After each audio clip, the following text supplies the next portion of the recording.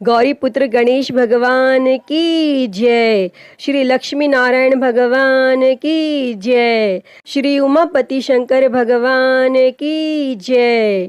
अन्नपूर्णा माता की जय। प्रिय भक्तजनों, आज हम इस वीडियो में माता अन्नपूर्णा की व्रत कथा सुनेंगे। तो आप सभी भक्तजन बड़ी ही श्रद्धा, ध्यान पूर्वक और प्रसन्नचित्त मन से माता अन्नपूर्णा की व्रत कथा को सुनिए। तो सभी प्रेम से बोलिए, माता अन्नपूर्णा की जय, सर्व देवी देवता की जय।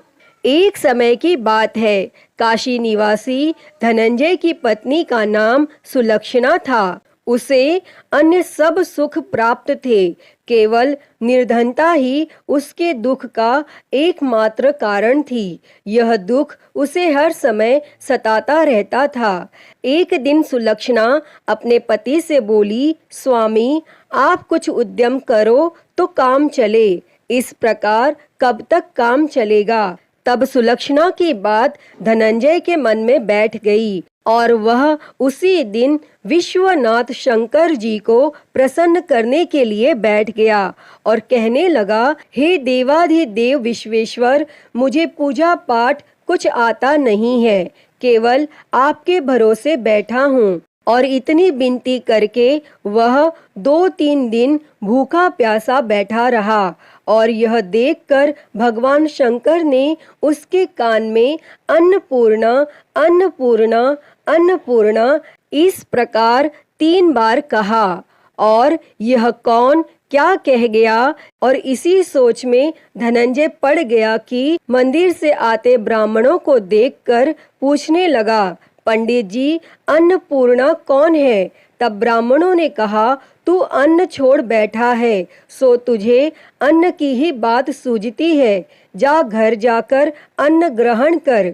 तब धनंजय घर गया और स्त्री से सारी बात कही। तब वह बोली, नाथ, चिंता मत करो, स्वयं शंकर जी ने यह मंत्र दिया है, वे स्वयं ही खुलासा करेंगे। आप फिर जाकर उनकी आराधना करो। तब धनंजय फिर जैसा का तैसा पूजा में बैठ गया। रात्रि में शंकर जी ने आज्ञा दी और कहा, तू पूर्व दिशा में चला जा। और वह अन्नपूर्णा का नाम जपता जाता और रास्ते में फल खाता, झरनों का पानी पीता जाता। और इस प्रकार वह कितने ही दिनों तक चलता गया और वहां से उसे चांदी सी चमकती वन की शोभा देखने में आई, सुंदर सरोवर देखने में आया। उसके किनारे कितनी ही अप्सराएं झुंड बनाए बैठी थी, एक कथा सुनती और सब मिलकर माँ अन्नपूर्णा इस प्रकार बार बार कहती थी। और यह अगहन मास की उजेली रात्रि थी और आज से ही व्रत का आरंभ था। और जिस शब्द की खोज करने वह निकला था, वह उसे वहां सुनने को मिला। तब धनंजय ने उनके पास जाकर पूछा, हे देवियों, आप यह क्या करती हो? तब उन सब ने कहा, हम सब माँ अन्नपूर्णा का व्रत करती हैं। तब धनंजय ने पूछा, व्रत पूजा करने से क्या होता है? यह किसी ने किया भी है? इसे कब किया जाए? कैसा व्रत है ये और कैसी विधि है? मुझे भी विस्तार से बतलाओ। तब वे कहने लगी, इस व्रत को सब कोई कर सकते हैं। 21 दिन तक के लिए 21 गांठ का सूत लेना चाहिए। 21 दिन यदि न बने तो एक दिन उपवास करें। यह भी न बने तो केवल कथा सुनकर प्रसाद लें, निराहार रहकर कथा कहें। और कथा सुनने वाला कोई न मिले तो पीपल के पत्तों को रख, सुपारी या घृत कुमारी वृक्ष को सामने कर, दीपक को साक्षी कर, सूर्य, गाय, तुलसी या महादेव को बिना कथा सुनाए मुख में दाना न डाले। यदि भूल से कुछ पड़ जाए तो एक दिवस फिर उपवास करें और व्रत के दिन क्रोध न करें और झूठ न बोलें। तब धनंजय बोला, इस व्रत के करने से क्या होगा? तब वे कहने लगीं, इसके करने से अंधों को नेत्र मिले, लूलों को हाथ मिले, निर्धन के घर धन आए, बांझी को संतान मिले, मूर्ख को विद्या आए, और जो जिस कामना से व्रत करें माँ उसकी इच्छा पूरी करती हैं। तब धनंजय कहने लगा, बहनों, मेरे पास भी धन नहीं है, विद्या नहीं है, कुछ भी तो नहीं है, मैं तो दुखिया ब्राह्मण हूँ, मुझे इस व्रत का सूत दोगी? तब वे कहने लगी, हाँ भाई, तेरा कल्याण हो, हम तुम्हें अवश्य देंगे, ले इस व्रत का मंगल सूत्र ले। तब धनंजय ने व्रत किया और व्रत पूरा हुआ। तभी सरोवर में से 21 खंड की स्वर्ण सीढ़ी हीरा मोती जड़ी हुई प्रकट हुई। तब धनंजय जय अन्नपूर्णा कहता जाता था और इस प्रकार कितनी ही सीढ़ियां उतर गया तो क्या देखता है कि करोड़ों सूर्य से प्रकाशमान माता अन्नपूर्णा का मंदिर है। उसके सामने स्वर्ण सिंहासन पर माता अन्नपूर्णा विराजमान है। सामने भिक्षा हेतु शंकर भगवान खड़े हैं। देवांगनाएं चंवर डुलाती हैं, कितनी ही हथियार बांधे पहरा देती हैं। तब धनंजय दौड़कर जगदम्बा के चरणों में गिर गया। तब देवी उसके मन का कलेश जान गई और धनंजय कहने लगा, माता, आप तो अंतर्यामिनी हो, आपको अपनी दशा क्या बताऊं? तब माता बोली, मेरा व्रत किया है, जा संसार तेरा सत्कार करेगा। तब माता ने धनंजय की जीवा पर बीज मंत्र लिख दिया और अब तो उसके रोम रोम में विद्या प्रकट हो गई। इतने में क्या देखता है कि वह काशी विश्वनाथ के मंदिर में खड़ा है और माँ का वरदान ले धनंजय घर आया और सुलक्षणा से सब बात कही और माता जी की कृपा से उसके घर में संपत्ति उमड़ने लगी और छोटा सा घर बहुत बड़ा गिना जाने लगा।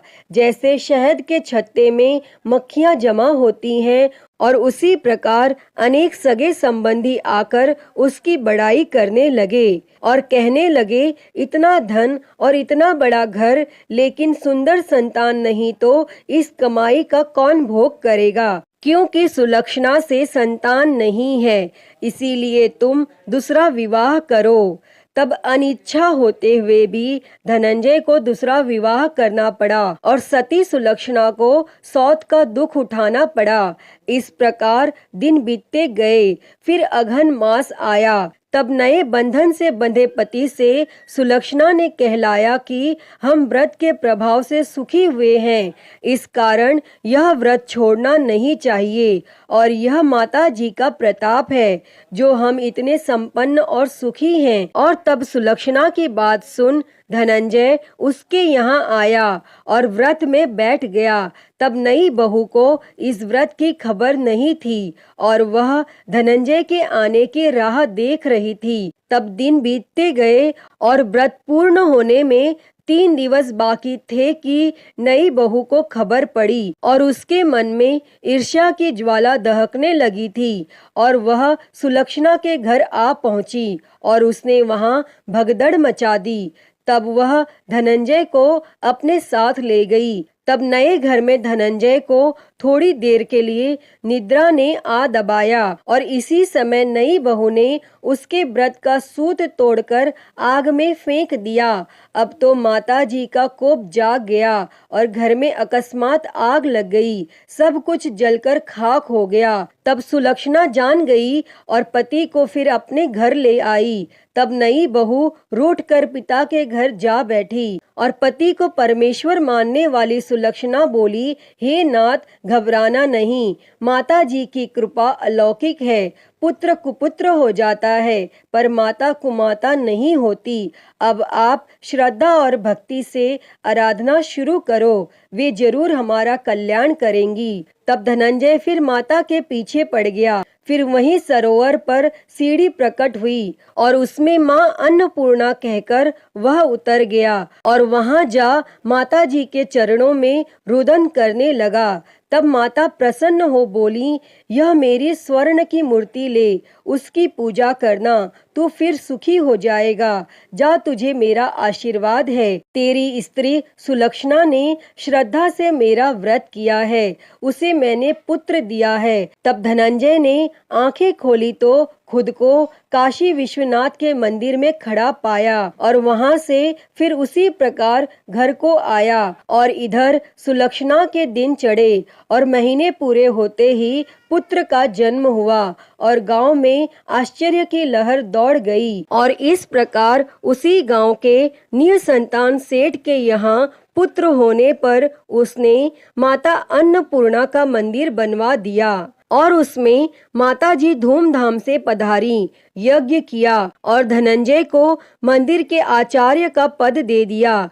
जीविका के लिए मंदिर की दक्षिणा और रहने के लिए बड़ा सुंदर सा भवन दिया। तब धनंजय स्त्री और पुत्र सहित वहां रहने लगा और माताजी के चढ़ावे में भरपूर आमदनी होने लगी। और उधर नई बहू के पिता के घर डाका पड़ा, सब लूट गया। वे भीख मांगकर पेट भरने लगे। और जब सुलक्षणा ने यह सुना तो उन्हें बुलावा भेजा और उन्हें अलग घर में रख लिया और उनके अन्न और वस्त्र का प्रबंध कर दिया। तब धनंजय, सुलक्षणा और उसका पुत्र माताजी की कृपा से आनंद से रहने लगे। अतः ही माता अन्नपूर्णा, जैसे आपने धनंजय और सुलक्षणा के भंडार भरे, वैसे ही इस कथा को कहते, सुनते और हुंकारा भरते सबके भंडार भरना। सभी के जीवन से गरीबी दूर कर उनके जीवन में धन संपत्ति और सुख समृद्धि देना। तो सभी प्रेम से बोलिए, माता अन्नपूर्णा की जय। प्रिय भक्तजनों, तो मैं उम्मीद करती हूँ कि आपको आज की यह कथा पसंद आई होगी और अगर वीडियो अच्छी लगी हो तो इसे लाइक करें, ज़्यादा से ज़्यादा शेयर करें और कमेंट बॉक्स में माँ अन्नपूर्णा की जय लिखना ना भूलें। और महाकाल भक्ति ज्ञान चैनल को सब्सक्राइब कर नोटिफिकेशन बेल को ज़रूर ऑन कर लें। हर हर महादेव। धन्यवाद।